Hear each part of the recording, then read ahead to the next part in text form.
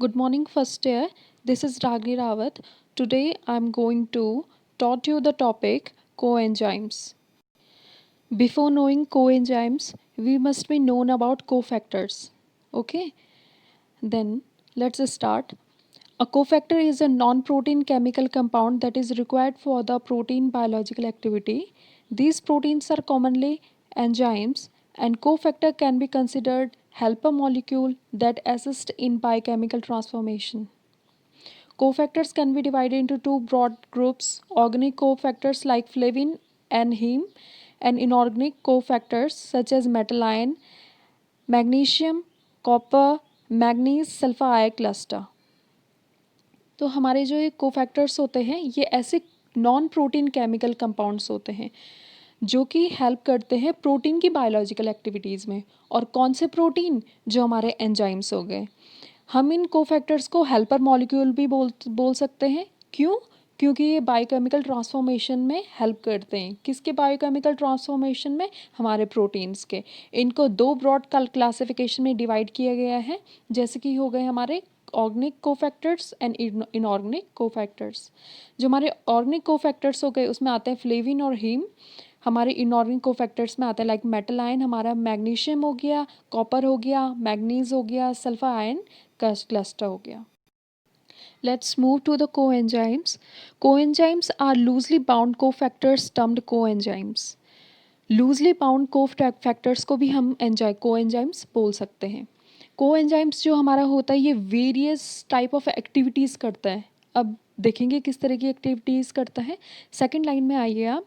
Any of the number of the freely diffusing organic compounds that function as a cofactor with the enzymes in promoting a various type of metabolic reactions.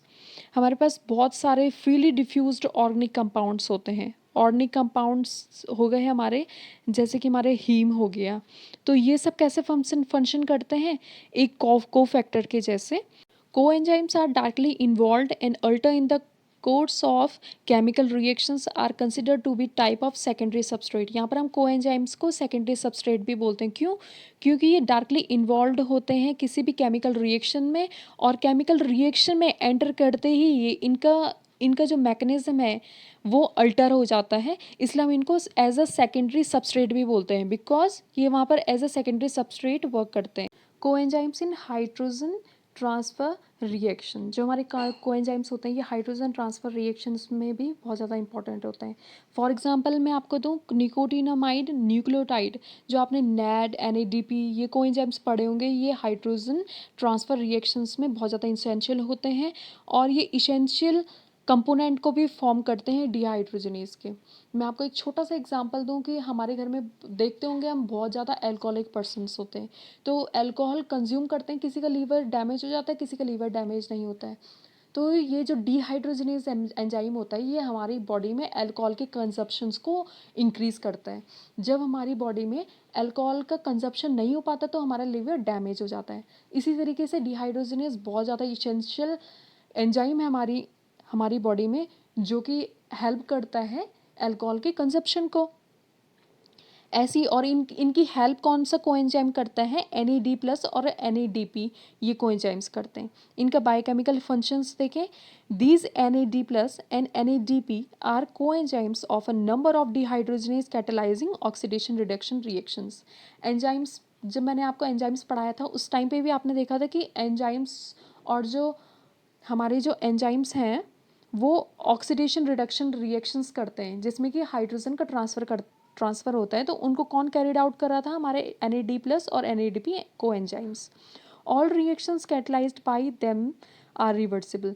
आपको reversible और irreversible reactions भी पढ़ाई थी कि जो enzymes reverse हो जाती है उसको रिवर्सिबल बोलते हैं. तो वैसे ही यहाँ पर भी है कि जितनी भी रिएक्शंस को निकोटिनामाइड न्यूक्लियोटाइड कोएंजाइम्स कैटलाइज करते हैं वो सारी रिएक्शंस क्या होती है? रिवर्सिबल होती हैं. अब कोएंजाइम्स जो होता है ये ग्रुप ट्रांसफ़र में भी इन्वॉल्व होता है. ग्रुप ट्रांसफ़र में देखें कैसे होता है. जो हमारा बायोटिन मॉलिक्यूल होता है, बायोटिन क्या है? एक कोएंजाइम्स है जो कि हमारे विटामिन B2 ग्रुप से बिलोंग करता है. ठीक है, ये इसेंशियल है ग्रोथ फैक्टर के लिए। किसकी ग्रोथ फैक्टर के लिए? जो हमारे यीस्ट होते हैं या बहुत सारे माइक्रो ऑर्गेनिज्म होते हैं, उनकी ग्रोथ फैक्टर के लिए इसेंशियल है हमारा बायोटिन। अब देखिए इसका बायोकेमिकल फंक्शन क्या होता है। जो हमारा बायोटिन होता है वो एक वाटर सॉल्युबल विटामिन है जो कि पार्टिसिपेट करता है कार्बोक्सिल ग्रुप के ट्रांसफर में। यहाँ पर आपको जो रिएक्शन दिख रही है, यहाँ पर ये जो फर्स्ट ऑफ ऑल मॉलिक्यूल है ये हमारा है पायरुवेट, और बायोटिन इसको कन्वर्ट कर रहा है हमारे ऑक्सैलो एस्टेट में। ठीक है, यहाँ पर हमारा जो मिथाइल ग्रुप जुड़ा हुआ है, CH3 हमारा मिथाइल ग्रुप जो जुड़ा हुआ है, जब बायोटिन इस रिएक्शन को कैटलाइज कर रहा है तो जो इसका एंड प्रोडक्ट बन रहा है, यहाँ पर देखें आप, जो सी के पास पहले रिएक्शन में सी के पास 3 H मॉलिक्यूल्स हैं, दूसरी रिएक्शन में सी के पास 3 मॉलिक्यूल्स हैं, और यहाँ पर ये हाइड्रोजन का डबल बॉन्ड बना के COH ग्रुप यहाँ पर जुड़ गया है। कौन कैटेलाइज कर रहा है इस रिएक्शन को? बायोटिन कैटेलाइज कर रहा है, और पायरुवेट कन्वर्ट हो रहा है हमारे ऑक्सैलो एस्टेट में। इस तरीके से यहाँ पर कौन सा ग्रुप एट द एंड जुड़ा है? Carboxyl group. ये कार्बोक्सिल ग्रुप को क्या करता है? ट्रांसफर करता है यहाँ पर बायोटिन। अब पढ़ते हैं हम रोल ऑफ कोएंजाइम्स। कोएंजाइम्स के क्या क्या रोल्स होते हैं। The function of the coenzymes is to transport group between enzymes. ठीक है, मैंने आपको एंजाइम्स पढ़ा था, तो उसमें वेरियस केमिकल रिएक्शंस बताई थी। जब ऑक्सीडेशन रिडक्टेज रिएक्शंस चल रही थी, या फॉस्फेट ग्रुप का ट्रांसफ़र हो रहा था, या एस्टाइल ग्रुप का ट्रांसफ़र हो रहा था, तो उन सारी रिएक्शंस को कौन कैरीड आउट करता है? वहाँ पर हमारा रोल होता है कोएंजाइम्स का। तो केमिकल किन किन ग्रुप में ये हेल्प करता है?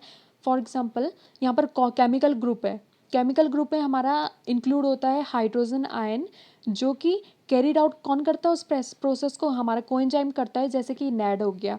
फॉस्फेट ग्रुप के ट्रांसफ़र में हेल्प करता है हमारा ATP। एस्टाइल ग्रुप के ट्रांसफ़र में हमारा हेल्प करता है कोएंजाइम्स A। हमारे कोएंजाइम जो होता है वो लूज़ करता है और गेन करता है केमिकल ग्रुप को in the course of reaction, and then reform the same metabolic pathway. हमारा जो कोएंजाइम होता है ये मेटाबॉलिक पाथवे को क्या बोलता है? रिफॉर्म करने में भी हेल्प करता है। फॉर एग्जांपल है आपका NAD+ जो कि ग्लाइकोलिसिस साइकिल में इन्वॉल्व होता है, और हमारे जो इलेक्ट्रॉन ट्रांसपोर्ट चेन है वहाँ पर जो सिट्रिक एसिड साइकिल है उसका रिप्लेसमेंट भी कौन करता है? हमारा कोएंजाइम करता है। अब आते हैं फंक्शंस ऑफ कोएंजाइम्स। क्या क्या फंक्शन होते हैं कोएंजाइम्स के? Coenzymes is essential for the biological activity of the enzymes. आपको भी बताया था कि ये नॉन प्रोटीन मॉलिक्यूल्स जो कोफैक्टर्स होते हैं वो हेल्प करते हैं कोएंजाइम्स को, और विदाउट कोएंजाइम्स कोई भी एंजाइमेटिक एक्टिविटी कैरीड आउट नहीं हो सकती है। इसलिए ये इसेंशियल है बायोलॉजिकल एक्टिविटी को कराने के लिए इन एंजाइम्स में। ठीक है, अ कोएंजाइम्स इज ये low molecular weight organic substance होते हैं, without which the coenzymes can not exhibit any reactions. जैसे कि मैंने आपको अर्लियर बताया, one molecule of the coenzymes is able to convert a large number of substrate molecule with the help of enzymes। coenzymes एक large molecule को, large number of substrate molecule को convert कर सकता है एंजाइम्स की help में। चलते हैं silent features of the coenzymes. जैसे कि हमारे एंजाइम्स के फीचर्स थे, वैसे ही कोएंजाइम्स के भी फीचर्स हैं। कोएंजाइम्स हमारे हीट स्टेबल होते हैं, लो मॉलिक्यूलर वेट सब्सटेंस होते हैं, और जो हमारे कोएंजाइम्स होते हैं ये लूजली बाइंड होते हैं एंजाइम्स मॉलिक्यूल से। लूजली बाइंड क्यों होते हैं? कि ताकि अगर हमें कोएंजाइम्स को एंजाइम से सेपरेट करना है with the help of dialysis, तो हम इजीली कर पाएँ, इजीली सेपरेबल हो पाएँ, इसलिए वो लूजली बाइंड होते हैं विद द एंजाइम्स मॉलिक्यूल। ठीक है, जब रिएक्शंस हमारी कंप्लीट हो जाती हैं तो जो हमारे कोएंजाइम्स होते हैं वो रिलीज हो जाते हैं फ्रॉम द एपो एंजाइम्स, और क्या करते हैं हमारे रिएक्शंस की सम अदर साइड्स पे चले जाते हैं। तो हमारे इसमें यहाँ पर न्यू टर्म आपके सामने आया है कि एपो एंजाइम्स। एपो एंजाइम्स क्या होते हैं? एपो एंजाइम्स एक ऐसे प्रोटीन मॉलिक्यूल्स होते हैं जो कि को एंजाइम्स के साथ जुड़ के हमारा एक्टिव एंजाइम सिस्टम बनाते हैं।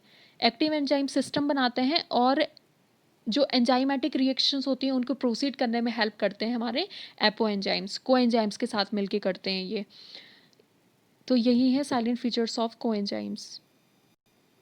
हमारे कुछ इंपॉर्टेंट को एंजाइम्स भी हैं, जैसे कि alcohol dehydrogenase, coenzyme A, flavin, adenine, dinucleotide, FAD बोलते हैं आप जिसको, nicotinamide adenine dinucleotide NAD, और एडनोसिन ट्राइफॉस्फेट ATP मॉलिक्यूल। चलिए जो ये सारे कोएंजाइम्स इनको वन बाय वन देखते हैं। सबसे पहले पढ़ेंगे हम ATP, एडनोसाइन ट्राइफॉस्फेट। तो ये ATP मॉलिक्यूल क्या होता है? सबसे पहले जनरल चीज़ जो हम ATP मॉलिक्यूल्स के बारे में जानना है कि इसे energy currency of the cell बोलते हैं। ठीक है, हमें हमारी बॉडी में जितनी भी चीज़ें होती है उनका मेटाबलाइजेशन होता है और उनसे हमें क्या प्रोड्यूस होती है? हमारी एनर्जी, और वो किसकी? In the term of ATP molecule. ठीक है, तो जो हमारा ATP का फंक्शन होता है वो होता है कि ट्रांसपोर्ट करना केमिकल एनर्जी को विद इन द सेल मेटाबलाइजेशन के लिए। ठीक है, दूसरी लाइन पढ़िए आप कि इसको रिफ़र करते हैं हम energy currency of the cell. जैसे कि मैंने आपको बताया कि energy currency of the cell होती है हमारी ATP। जो हमारे एडनोसिन ट्राइफॉस्फेट होता है ये कंपोज होता है 3 चीज़ों से मिलकर बना होता है हमारा, एडनिन न्यूक्लियोटाइड बेस का, ribose sugar and 3 phosphate groups. हम एनर्जी कैसे रिलीज़ कर सकते हैं किसी भी ATP मॉलिक्यूल से? जो उसके टर्मिनल एंड पे हमारा फॉस्फेट ग्रुप बना होता है, जब वो फॉस्फेट ग्रुप रिलीज़ होगा हाइड्रोलिसिस रिएक्शन में, तब जाके हमें एनर्जी मिलेगी। ठीक है, जैसे कि हमारा एनर्जी का कोई भी ATP मॉलिक्यूल है, वहाँ पर वो बॉन्ड्स के साथ जुड़ा हुआ होता है हमारे फॉस्फेट ग्रुप के साथ। जब हमारे वो फॉस्फेट ग्रुप का बॉन्ड ब्रेक होगा तब जाके एनर्जी क्या होगी? रिलीज होगी। तो यही होता है जो हमारा ATP मॉलिक्यूल होता है, ये energy currency of the cell है। ये ट्रांसपोर्ट करता है हमारी सेल की केमिकल एनर्जी को ताकि वो मेटाबोलाइजेशन में हेल्प करे। ये हमारे adenine nucleotide base, ribose sugar और 3 फॉस्फेट ग्रुप से मिलकर बना होता है। जब फॉस्फेट ग्रुप बॉन्ड इसमें ब्रेक होता है तब जाके एनर्जी रिलीज होती है ATP से। नेक्स्ट है हमारा निकोटिनामाइड एडेनिन डाइन्यूक्लियोटाइड, जिसको कि हम NAD बोलते हैं। NAD composed of 2 nucleotide adenine and nicotinamide, ये इसकी मॉलिक्यूल्स है जिनसे ही कंपोज्ड है। ठीक है, जो हमारे न्यूक्लियोटाइड होता है इसमें क्या होता है, यहाँ पर आप एक स्ट्रक्चर देख सकते हैं। ठीक है, जो येलो स्पॉट से आपको डिनोट करते हैं ये 2 फॉस्फेट ग्रुप है, और जो पर्पल से हैं ये 2 राइबोस ग्रुप है। तो हमारा जो न्यूक्लियोटाइड जो हमारा होता है ये 2 पेयर ऑफ फॉस्फेट ग्रुप से मिलके बना होता है जो एज अ ब्रिज वर्क करते हैं, और बॉन्ड होता है 2 राइबोस सुगर से। ठीक है, जो हमारे NAD होता है इसका फंक्शन क्या होता है कि ये एक एंजाइम कंट्रोल रिएक्शन से इलेक्ट्रॉन्स को कैरी करके अनदर रिएक्शन में ट्रांसफ़र करता है। NAD is involve with redox reaction. NAD जो होता है हमारे रिडॉक्स रिएक्शंस में भी क्या करता है? इन्वॉल्व होता है। क्यों? क्योंकि जो हमारे या तो जो कोई भी रिएक्शन चलती है या तो उसमें सबस्ट्रेट ऑक्सीडाइज्ड हो जाता है या तो रिड्यूस हो जाता है। तो इन सब में हेल्प कौन करता है? हमारा NAD। तो NAD जो होता है वो रिडॉक्स रिएक्शन में हेल्प मतलब इन्वॉल्व होता है। अगर सबस्ट्रेट वहाँ पर ऑक्सीडाइज हो रहा है तो वहाँ पर वो एक मॉलिक्यूल को लूज़ करेगा, और अगर वहाँ पर सबस्ट्रेट रिड्यूस हो रहा है तो वहाँ पर एक मॉलिक्यूल का गेन होगा। ये जो हमारे निकोटिनामाइड एडेनिन डाइन्यूक्लियोटाइड होता है ये एज अ 2 रिएक्शंस में 2 पार्ट में ये अपना वर्क करता है, NAD+ और NADH। ठीक है, अगर ये एज ए NAD अगर एज ए NAD+ वर्क कर रहा है तो ये क्या करता है? यहाँ पर वर्क करता है as a oxidizing agent. Oxidizing agent work करता है जहाँ पर ये क्या करता है? इन इलेक्ट्रॉन्स को एक्सेप्ट करता है। और NADH अगर वर्क कर रहा है तो ये as a reducing agent work कर रहा है जहाँ पर ये इलेक्ट्रॉन को डोनेट करता है। तो यही है निकोटिनामाइड एडेनिन डाइन्यूक्लियोटाइड, जो कि हमारे 2 न्यूक्लियोटाइड एडेनिन और निकोटिनामाइड 2 मॉलिक्यूल से न्यूक्लियोटाइड से मिलके बना होता है। ये जो न्यूक्लियोटाइड होते हैं ये हमारे 2 फॉस्फेट ग्रुप से और 2 राइबोस सुगर से मिलके बने होते हैं, जहाँ पर कि 2 फॉस्फेट ग्रुप एक ब्रिज को फॉर्म कर रहा होता है और दोनों साइड से हमारे क्या राइबोस सुगर उसमें बॉन्डेड होते हैं। इसका फंक्शन होता है कि इलेक्ट्रॉन को इसमें इलेक्ट्रॉन कंट्रोल रिएक्शन में जो एंजाइम कंट्रोल रिएक्शन होती है उसमें एक रिएक्शन से दूसरी रिएक्शन में इलेक्ट्रॉन को ट्रांसफ़र करना। ये रिडॉक्स रिएक्शंस में भी हेल्प करता है जहाँ पर कि सबस्ट्रेट अगर ऑक्सीडाइज्ड होगा तो वहाँ पर वो एक इलेक्ट्रॉन को लूज़ करेंगे, अगर रिड्यूस होगा तो एक इलेक्ट्रॉन को गेन करेंगे। अगर NAD वर्क करता है 2 टर्म्स एंड कंडीशन में, जहाँ पर ये वर्क करता है एज ए NAD+। अगर NAD+ है तो ये ऑक्सीडाइजिंग एजेंट वर्क करेगा जहाँ पर ये एक इलेक्ट्रॉन को एक्सेप्ट करेगा फ्रॉम अदर मॉलिक्यूल। ठीक है। अगर ये वर्क करता है NADH तो यहाँ पर ये as a reducing agent work करेगा और अपने मॉलिक्यूल्स को किसी अदर ये एक इलेक्ट्रॉन को डोनेट करेगा किसी अनदर मॉलिक्यूल्स को। सेकेंड है हमारे पास फ्लेविन एडनिन डाइन्यूक्लियोटाइड, जिसको कि फैट बोलते हैं। हमारा ये जो FAD होता है, ये जैसा हमारा NAD वर्क करता है वैसे ही हमारा FAD भी वर्क करता है। ये कंपोज्ड होता है हमारे एडनिन न्यूक्लियोटाइड से और ए राइबोस शुगर और 2 फॉस्फेट ग्रुप इसमें इन्वॉल्व होते हैं। देखिए यहाँ पर इसमें 2 फॉस्फेट ग्रुप इन्वॉल्व होते हैं। अगर इसमें सिर्फ एक फॉस्फेट ग्रुप इन्वॉल्व होता है तो इसको हम बोलते हैं फ्लेविन एडनिन मोनोफॉस्फेट, FMN। और ये जो FAD होता है ये हमारे रिडॉक्स रिएक्शंस में भी इन्वॉल्व होता है, जैसे कि हमारा NAD होता है। और जैसे NAD जैसे ही ये रिडॉक्स स्टेट, 2 रिडॉक्स स्टेट में एग्जिस्ट करता है हमारा FAD और FADH। नेक्स्ट है हमारा coenzyme A. Coenzyme A is the prominent coenzyme of the living organism that transfer the एक्राइल group of the carboxylic acid. हमारे बॉडी में जितने भी कार्बोक्सिलिक एसिड है उसमें से एक्राइल ग्रुप का ट्रांसफर कौन करता है? हमारे कोएंजाइम ए। और एक्राइल ग्रुप क्या है? हमारा propanol group, ethanol group का है, हमारे अल्कोहल ग्रुप का है, जो कि जो एक्राइल ग्रुप है उसको बोल सकते हैं हम प्रोपाइल टू एनॉल ग्रुप। ठीक है, अगर आपने केमिस्ट्री पढ़ी होगी 12th में तो आपको समझ में आ जाएगा।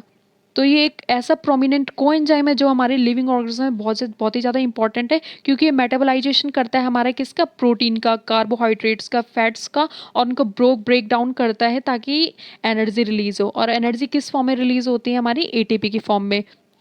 फॉर एग्जाम्पल हमारा जो कोएंजाइम ए है ये रिक्वायर होता है for the oxidation of pyruvate in the citric acid cycle. आपने अर्लियर क्लासेस में पढ़ा होगा। Coenzymes A is also important in the synthesis of cholesterol और स्टेरॉइड हार्मोन। हमारे जितने भी स्टेरॉइड हार्मोन होते हैं, एस्ट्रोजन, प्रोजेस्टेरॉन, तो इनके सिंथेसिस में कौन हेल्प करता है? हमारा कोएंजाइम ए। और हमारे जितने भी लीवर में एक्यूमुलेट जितने भी हार्मफुल ड्रग्स होती हैं हमारे लीवर में एक्यूमुलेट हो जाती हैं, तो उनके डिटॉक्सिफिकेशन में हेल्प करता है हमारा कोएंजाइम ए। अब लास्ट है हमारे पास अल्कोहल डिहाइड्रोजनेज। जैसे कि मैंने आपको बताया था कि हमारे इन्वायरमेंट में बहुत सारे पीपल्स ऐसे होते हैं जो कि अल्कोहल को कंज्यूम करते हैं, तो अल्कोहल को उनकी बॉडी में मेटाबोलाइज होने के लिए बहुत सारी कन्वर्जन रिएक्शंस से गुजरना पड़ता है। ठीक है, तो इन रिएक्शंस को कौन कैटलाइज करता है? आपका अल्कोहल डिहाइड्रोजनेज। तो अल्कोहल डिहाइड्रोजनेज की एक्टिविटी को और ज़्यादा प्रोसीड करने के लिए कौन सा कोएंजाइम वर्क करता है? हमारा NAD+। ठीक है, तो जो हमारा अल्कोहल डिहाइड्रोजनेज होता है इसकी 2 बाइंडिंग साइट होती हैं, जैसे कि आप यहाँ पर डायग्राम में देख सकते हैं। इसकी 2 बाइंडिंग साइट है और उन बाइंडिंग साइट पे कौन कौन एक्ट करता है या कौन कौन प्राइमरी सबस्ट्रेट जाके जुड़ते हैं। एक तो एथनॉल ग्रुप हो गया यहाँ पर, जिसको कि आप येलो से डिनोट कर रहे हैं, और हमारा दूसरा कोएंजाइम है जिसको कि NAD+ होता है। ये जाके हमारे अल्कोहल डिहाइड्रोजनेज की साइट्स पे जाके बाइंड हो जाते हैं। ये जो एंजाइम्स है अल्कोहल डिहाइड्रोजनेज, ये रिस्पॉन्सिबल होता है कन्वर्जन ऑफ इथनॉल टू एथनल। ठीक है, इनके कन्वर्जन में इंपॉर्टेंट होता है ये जो रिएक्शन होती है कन्वर्ट्स की, ये होती है हमारी ऑक्सीडेशन रिडक्शन रिएक्शन, जिसमें कि हमारे हाइड्रोजन आयंस का और 2 इलेक्ट्रॉन्स का रिलीज होता है, रिमूवल होता है इथनॉल ग्रुप से। और इसमें जो हाइड्रोजन आयंस का और इलेक्ट्रॉन्स का जब इथनॉल ग्रुप से रिमूवल होता है तो ये हमारे ऐड हो जाते हैं किसके साथ? कोएंजाइम्स के साथ, NAD+ के साथ। और वहाँ पर कन्वर्ट होके किस में कन्वर्ट हो जाते हैं? NADH में और H+ में। ये हमारी फर्स्ट रिएक्शन है जो कि मेटाबॉलिज्म, इथेनॉल के मेटाबॉलिज्म में इम्पॉर्टेंट है। ठीक है, एक बार फिर से बताती हूँ आपको। जो हमारा अल्कोहल डिहाइड्रोजनेज होता है ये इसकी रिएक्शन को कौन प्रोसीड करता है? हमारा कोएंजाइम NAD+। इसमें 2 हमारी बाइंडिंग साइट्स होती हैं, जिसमें एक में बाइंड करता है हमारा कोएंजाइम NAD+ और दूसरे में करता है इथेनॉल। हमारा जो एंजाइम्स होता है वो रिस्पॉन्सिबल होता है इथेनॉल के कन्वर्जन में टू एथनल। ठीक है, इसमें ऑक्सीडेशन रिडक्शन रिएक्शन होती है जिसमें कि हमारा हाइड्रोजन और 2 इलेक्ट्रॉन्स का रिमूवल होता है एथनॉल ग्रुप से। और जब ये हाइड्रोजन और इलेक्ट्रॉन्स रिमूव हो जाते हैं तो ये जुड़ जाते हैं हमारे कोएंजाइम्स NAD+ पे और उसको कन्वर्ट कर देते हैं NADH में और H+ में। ये हमारी फर्स्ट रिएक्शन है जो हमारी इन्वॉल्व है जिसमें मेटाबॉलिज्म ऑफ इथेनॉल। बस at last I want to conclude my topic. आज जो भी हमने पढ़ा, कोफैक्टर हमारे नोन नॉन प्रोटीन मॉलिक्यूल्स होते हैं जो कि कोएंजाइम्स को हेल्प करते हैं, कोएंजाइम्स एंजाइमेटिक रिएक्शंस को कैरीड आउट करते हैं। इसमें हमने एंजाइम्स के रोल्स पढ़े, उनके जो स्पेसिफिक प्रॉपर्टीज़ होती हैं उनके बारे में पढ़ा। हमने इंपॉर्टेंट कोएंजाइम्स के बारे में पढ़ा, जैसे कि अल्कोहल डिहाइड्रोजिनेज हो गया, कोएंजाइम ए हो गया, फैट हो गया, NAD हो गया, ATP ट्राईफॉस्फेट हो गया। Thank you so much class.